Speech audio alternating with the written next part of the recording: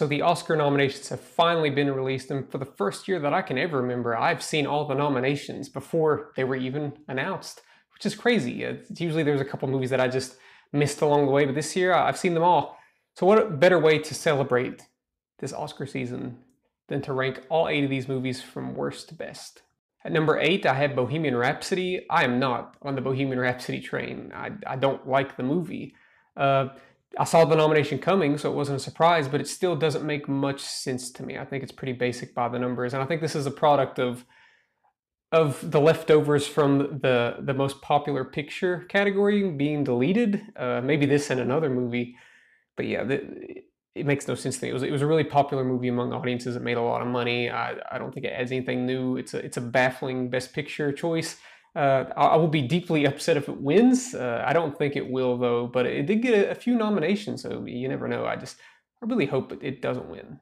At number 7, I have Black Panther, and I have to say Bohemian Rhapsody is the only movie out of all these nominations that I don't like. I actually really like Black Panther a lot. I still don't think it's necessarily Best Picture caliber. It's a good superhero movie, but I think it was my 3rd favorite superhero movie of the year. And there's a few things that I just think it doesn't quite get right. I think the CGI is pretty shaky. I think some of the action is kind of messy, and the 3rd act is kind of superhero dumb level. Whenever it was adding such interesting thematic and social elements to the film, it sort of just goes to the wayside there towards the end. But I think it's good. When people complain about this movie getting nominated over Bohemian Rhapsody, I'm just like, are you kidding me? Black Panther looks like Goodfellas next to Bohemian Rhapsody. So yeah, I saw the nomination coming. I don't think it'll win though, but I do enjoy the movie. At number 6, I have Green Book. Green Book was a movie that I enjoyed a lot more before I started to find things out about it.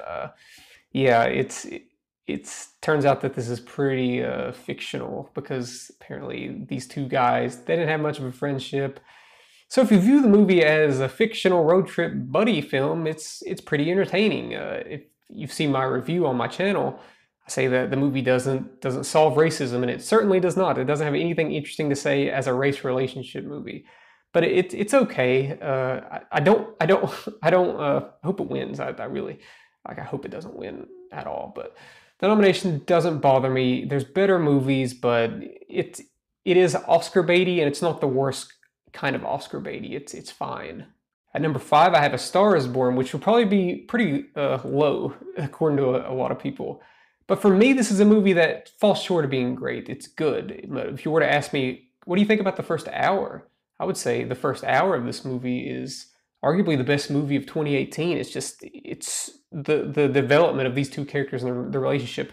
Not to mention that first concert scene where they perform Shallow is so amazing and filmed incredible. It brings me to tears. It's just amazing. I think the second half of the pacing is just off. Like things move along very quickly. Their relationship, Lady Gaga's career, the choices she decides to make in terms of what kind of music she plays doesn't make sense with the character that they set up at the beginning to me. And I think the emotional weight at the end just does not land for me, and it definitely should, because it's a tragic thing that happens towards the end of this movie. But I like the movie. The nomination, yet again, does not bother me. I do think there's better movies, but it doesn't bother me at all. It has a strong chance of winning, actually. But yeah, if it won, it wouldn't bother me all that much.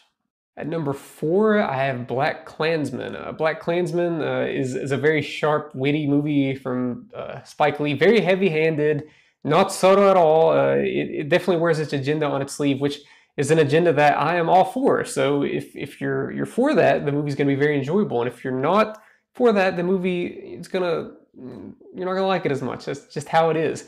But I do think it's a perfectly enjoyable movie with some really tense moments and some really amazing direction from Spike Lee. I haven't seen very many Spike Lee movies, but this makes me want to go back and watch all the stuff that I've missed throughout my life.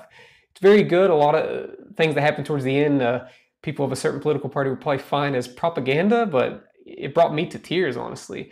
I think it's good. I just think the subtlety is non-existent. I still enjoy the movie quite a bit. At number 3, I have a pretty controversial number 3 here, which is Vice. I really enjoyed this movie. The performances are just off the charts. Christian Bale is Dick Cheney.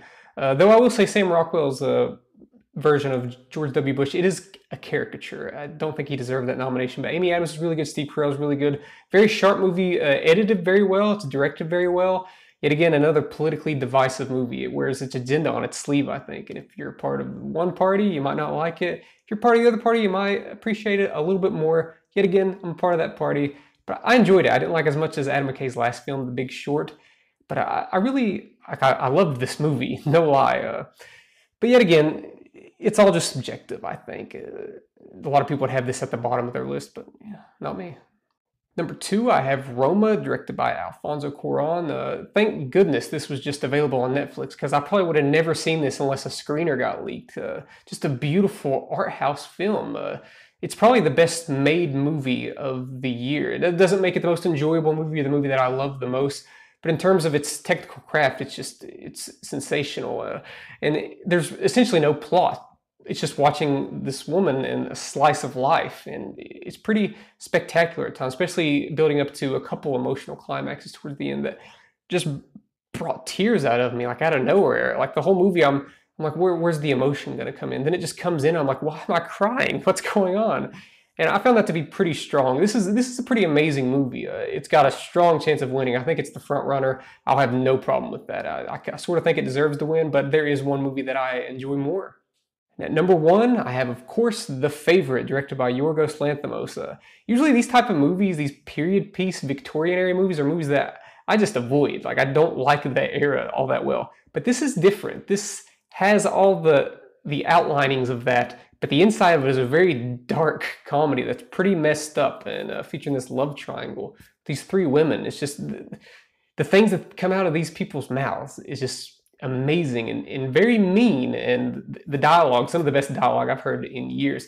And the direction, Yorgos Lanthimos' direction, I'm really glad he got that Best Director nod. Some amazing stuff here with the Fish Islands. It may turn some people off with its artsy approach, but it's tailor-made for me. Like, I love this director. I love The Lobster. I love Killing of a Sacred Deer. I do think this is probably his best and most accessible movie. I hope this wins. I think it's making a strong case, and it could, but I don't know. It's kind of weird. They've kind of given some weird movies Best Picture in the past. They might not want to do that. You know, they had Birdman and The Shape of Water. So they might try to avoid that and play a little bit safer with a critical darling like Roma or A Star is Born. So there's my ranking of the Best Picture nominations. I do think overall this is kind of a weak year for Best Pictures. Yeah, I liked 7 out of the 8.